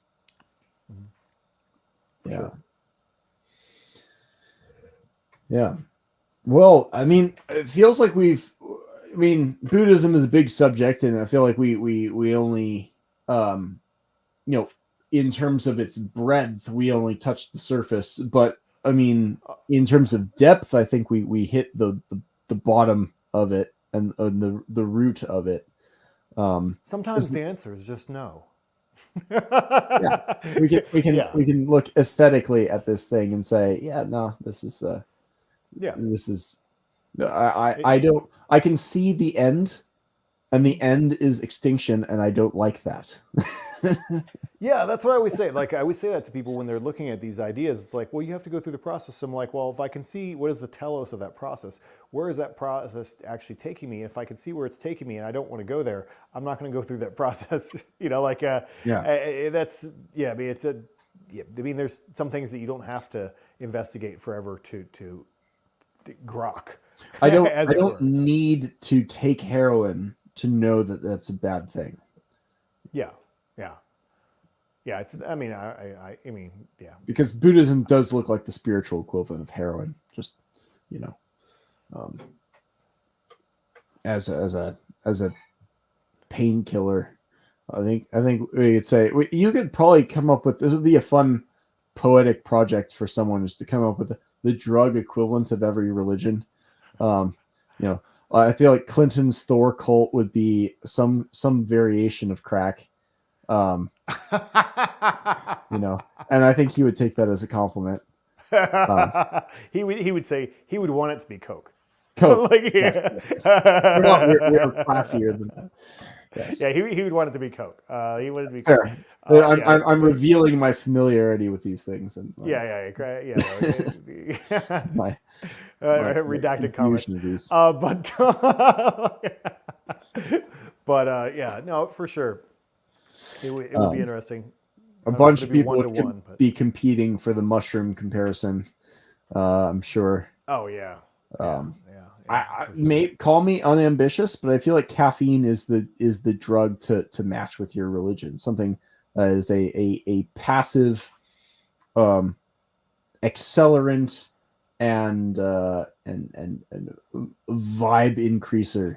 Not something overpowering, but something subtly accentuating of the inherent goodness of life. It makes you a little bit more productive and maybe buzz a little bit more than you should, but that's okay. Okay. Yeah, I could see the argument. I want to just be like, then you could turn it up to modafinil. But no, I like your explanation. Of course, you develop a tolerance to caffeine as I have, then it doesn't really do very much. I said, I've been waking up in the morning lately doing the trying to not get as many energy drinks because they're just a big waste of money, and trying to I bought a bottle full of caffeine pills. And so I'll just drink Diet Coke, but then supplement it with Kroger Diet Coke with supplement it with caffeine pills. So it takes me about 450 milligrams to get going in the morning. You should try as an experiment. You should take your bottle of caffeine pills, and a bottle half the size of sugar pills, and mix them together, so you don't know which is which. And see if there's a noticeable difference, because I will cruise through a pot of coffee and an energy drink every day, pretty much, like a pot being like 7 or 8 cups according to the thing, right.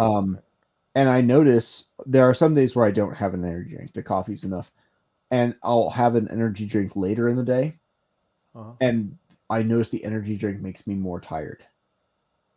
And it doesn't stop me from drinking it, but it doesn't actually pick me up at that point, because as with you, my tolerance has reached probably bad levels, but could be worse. Or I've been listening to a lot of grunge this past week. Not very solar music. Lane Staley.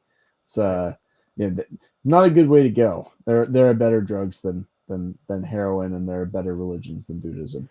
Well, I know. Funny that you just say that. I had this thought today as we were talking about Buddhism. There is one band, a grunge band, that was named after the final end of Buddhism, named Nirvana. Who did blow himself out? Exactly. ding, like that. I put that all together today, like while I was reading this. There's something very poetic about that I just got. Yeah, but yeah. The Foo Fighters is a much better name. With a much better energy, I think. For sure. Let's see, do we have any other comments? Daniel Levy says Peterson constantly entertains the idea of Christianity, but talks about it as a technology. Yeah, he wants to be a Christian, but he can't be. Yeah, that's what the more suffering. That's what all those people want him to do. Like you said, it's technology that it's the. No true Christian thinks Christianity is a technology. That technology is a means to an end. What's the end of Christianity? But most Christians, by the numbers, would probably almost be fine with that. In the sense that most Christians who say they're Christians don't really give a shit about the higher level arguments of it and whatever. And that's what I wanted to actually discuss. I thought about it today because that's who this book was for. The fake Christians who want to use Christianity as a technology for some earthly end. Yeah, which is extremely common. I mean, it's the smart move. I feel like I've seen so many influencers find Christ recently, and it's just something to pepper in to like their other shit that they know. It's like, hey, I'm a good guy, and like I'm on your team, and that's where the fucking money is. In America, if you want to make some money in a religion, that's where it is. I have thought like, if I were to write a book as a Christian, what would that look like? I could write a pretty good Christian book, I think, if I wanted to, and make it sell. Yeah. I mean, that should be our sideline. That's how we'll buy the volcano. You will buy the volcano when you start writing Christian novels. I'll call myself erotic Christian novels for women. Oh my god! Christian romance is going to be our. That's the way to go. I mean, that's really the best sideline. Is something that you kind of actually hate, because like people that I really care about, I don't want to rip off. Like my audience, I'm like, I can't sell this guy's this thing I don't believe in. Which I feel like is something to my credit because a lot of people just do. But there are people who I just absolutely don't give a shit about. And I've always said, I had that one friend, I think he lives in Thailand now, but I've hung out with him a bunch of times when he lived in the Pacific Northwest for a while. And he's a graphic designer. And as a lark, he started making it and marketing feminist t-shirts. Like he made fat positive, like I'm pizza positive, and he sells tons of them, like print on demand, like whatever. And he's like, they always buy the extra large, sells crazy. I'm selling pizza shirts to extra fat women and making tons of money off of it. Was this Jim Goad? No. Wait, it's not someone who's well known. He reader mind. He was doing a lot of things in the manosphere for a while. I don't know if I haven't seen or heard from him very much. Because that sounds like a Jim Goad move, but Jim Goad would talk about doing it, and not actually do it. But that's true. That's true. He would write an essay about it, but no, it is. I'm like, yeah. I mean, I'm not that crass of a person that I could put that kind of energy into it, that it would require. But I mean, he's a graphic designer. He's like, I'll just keep. He was doing graphic design for things that he liked, but on the side, he was doing I'll just make these fat person T-shirts. And the idea of I joked in the order that when they started doing all these Palestinian protests and stuff like that, and obviously you have the gays in there doing that, which doesn't make any sense. And but man, a rainbow flag, whatever what are they called? Kafia. Yeah, rainbow flag kafia. I'm like, That's $1 million idea. Like, it's the dumbest thing I could possibly imagine. But like, it is so retarded. yeah, but you just got to get China on that, like lickety split, and like get those out there, and before the thing is passed. But rainbow pride, like fucking trans flag, like FIA, like I would enjoy selling those because it's a fun way to troll the Islamists. it's like, yeah, I mean, you get a lot of bang for your buck with that idea. Those are the things that would be fun to do, is like fundraising things, like, like I said, I couldn't imagine what I'm going to do this week is that. I have so much other stuff I want to do that I don't have enough time to do. If there is good stuff in Buddhism, the idea of keeping your consciousness devoted in the right direction, that's probably good. And Sure. the problem with these, it is so fun to fantasize. I thought about starting like a blog where it's like pretending to be a Marxist that's using a Marxist analysis of Marxism. Because that like self implodes in like 6 different really funny ways. But like the problem is all of those kinds of trollish moves start off as jokes, but they never seem to end as jokes. It's really easy to begin to slowly get invested in these things, and suddenly they become like the white Sharia meme. It starts out as a joke, and then you're like, but like also actually really, and then you start like defending it when someone pushes you on it, and it like there's always a danger in becoming too much of a jester, and the jump from jester to hipster to Buddhist is like not that big. So well, I just think it's a dark place. Like that's why I'm not. That's what Ryan Holiday is. Yeah. Yeah. Well, when you say, like, these people who say that they're proud meme lords, or that they're proud shit posters, shit posting probably be the worst version of it. Like, yeah, that's what you do. That's how you self-identify. That's a path of darkness. Like you really only care about making these other people mad. Like like that, like with things that you find. That's not good. That is not a good path to be on. I don't think that's a positive way to live your life. That's and it starts by wanting to make people laugh, right? But then you discover quickly that the best way to make some people laugh is to make other people mad. That always is a good joke, and then you wind up as Thucydides. Yeah, and I used to, and I was a lot more like that as a young man. I mean, like that's like, oh, who can you piss off? Whose buttons can you push? Whatever.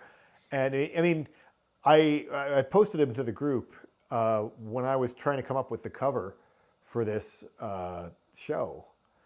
I was going through Midjourney and coming up with different formulas, and I kind of was seeing, in the way that I was seeing Buddha as kind of like just being a rich kid sitting out like on the street, like these kids living in homeless camps that they don't have to be, and that kind of thing.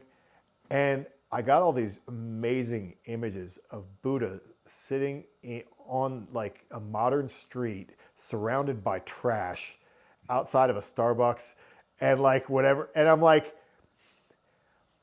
this is mean spirited. I'm not going to make this the cover for this. Yeah. I mean, like, it was kind of how I felt about it, but I'm like, this seems wrong. It would be like fun, but yeah. So I posted the group and we had to laugh about it, but I'm like, I'm not going to make that a public thing for our show. It's too shitty.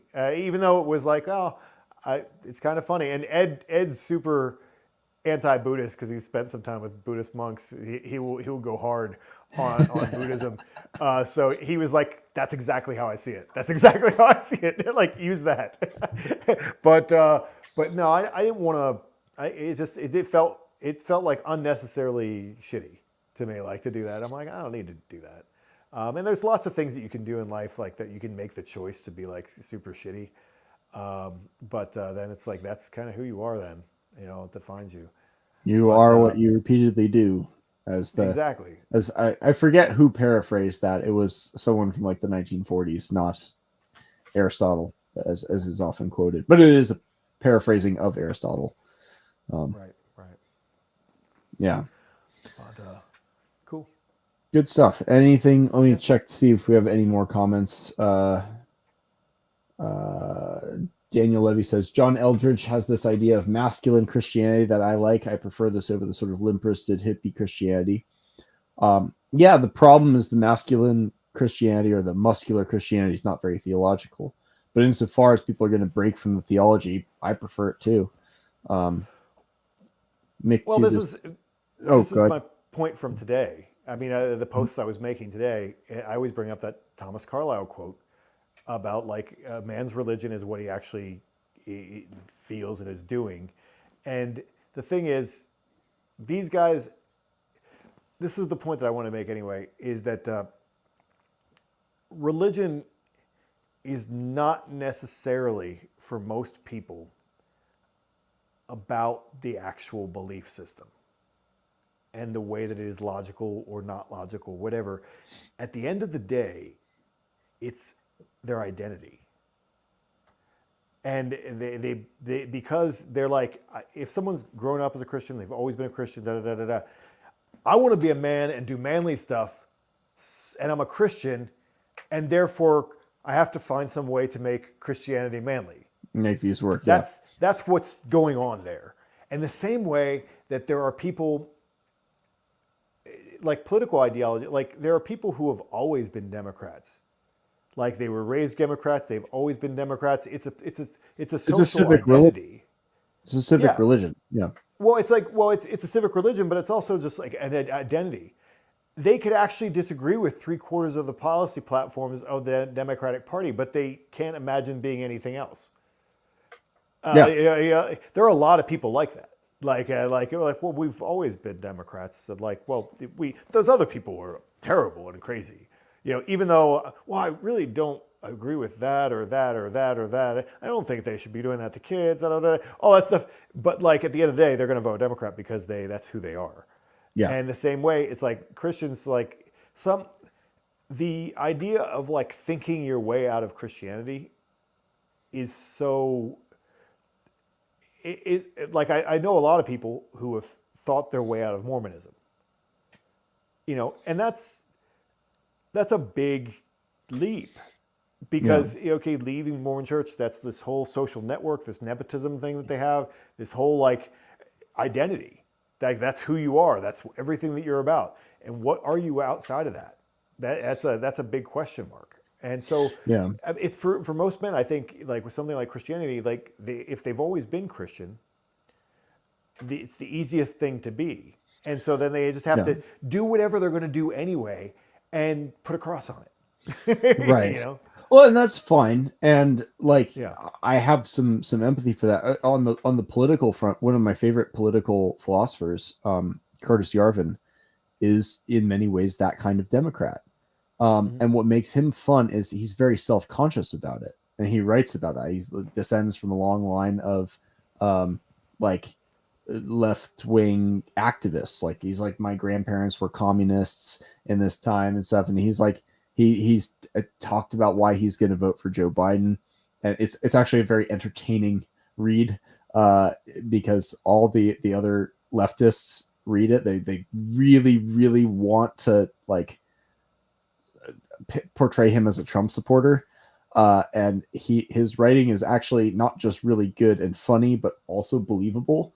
So it's he's a very tricky character to pin down on that. But I don't doubt that he will be voting for Joe Biden for all the reasons he describes. I mean, he won't be because he's not running, but like, yeah. He had some. He'll be voting for Kamala or whatever, right? Who is incidentally the name of the courtesan that Siddhartha meets in Hermann Hesse's book, Kamala. Funnily enough,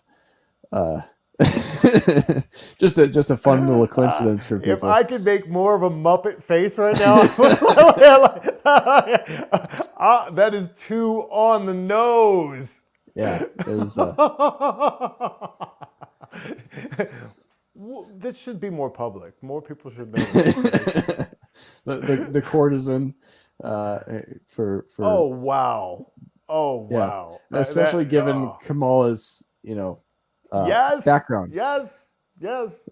She But- made her way through by being under the desk. Right. Yes. but regarding the Christians and the identity there, I would respect that right up until they start saying, oh, and here's why you should believe this too, and it's all about truth. This is a true religion. And you say, oh, okay, let's have a conversation about that. And I think many of these other identities, like I'm a Raiders fan, that's an identity. Right. Or not me personally, but I know people who they are Raiders fans. I live as a San Francisco Giants fan. I know. Yeah. Or it's a lifetime dedication. The Juggalos, the ICP fans. That's its own weird identity, And it's like that has nothing to do with truth. And it in many ways doesn't even have to do with the belief that your team or your band is the best. It's just something you vibe with. And that's like to argue that would be to misunderstand the thing, But with Christianity, when they say, "Oh, this is true," and you won't find the truth unless you believe this, well, we're not just talking about a social identity anymore. Well, the thing is, they don't see it as a social identity. It just is. That's the difference. They couldn't imagine that not being the truth, because then, like, if you pull that piece out of the puzzle, then that's Jenga. The whole thing falls down. So you have to rebuild your whole psyche after that, and most people are not willing to do that after a certain age. And that's why I agree with damaging for a lot of people. Yeah, and I think that's why I would agree with Daniel Dennett that it is actually not a good or wise thing to go around trying to pull those Jenga pieces on other people. But I tried it in my book to say, I'm not trying to proselytize. I'm not trying to deconvert anybody. My target was specifically the kind of online, specifically right-wing activist, who is very often brand new to Christianity, often converted within the last 2 or 3 years, who says, oh, Christianity is the path to return, with the V, to some political or cultural state from the past that I want. They have decided they're going to use Christianity as a social technology to accomplish some earthly end. And those people do not know what they're doing. They don't know what they're playing with. They don't understand the nature of the technology they are trying to employ. That was the purpose. for sure. But I do think you're correct. For the vast majority of people, it is a social identity and not a. It's the old joke, right, from Ireland. The guy's traveling through Ireland. He gets stopped by a couple of guys in ski masks. They force him to stop his car at a barricade, and they point a gun at him and say, "You're Catholic or Protestant?" And the guy says, I'm actually an atheist." And the two Irishmen look at him. They kind of look at each other. They look at him and like, "You're a Catholic atheist or a Protestant atheist?" Yeah, that's what it is, though. It's not about your belief. It's about which side are you on? So many people, I feel like they'll go to one of the churches or whatever, and basically the existence of Jesus and his being the Son of God is just taken as that's been a default fact in their life all their life. So they just want to go to a church where they hear a guy who says things that sound reasonable enough, and then they did their part, and they've done the Christian thing, and their kids are going to have values. And that's how people look at it. The most normal people haven't even thought about it a quarter as much as you have. So I just think it's just all these things are with Buddhists. I mean, we have one guy in our group who was raised Buddhist, I mean, I'm sure he has a different vibe on what it means and what it is, but it also is obviously probably his parents' identity.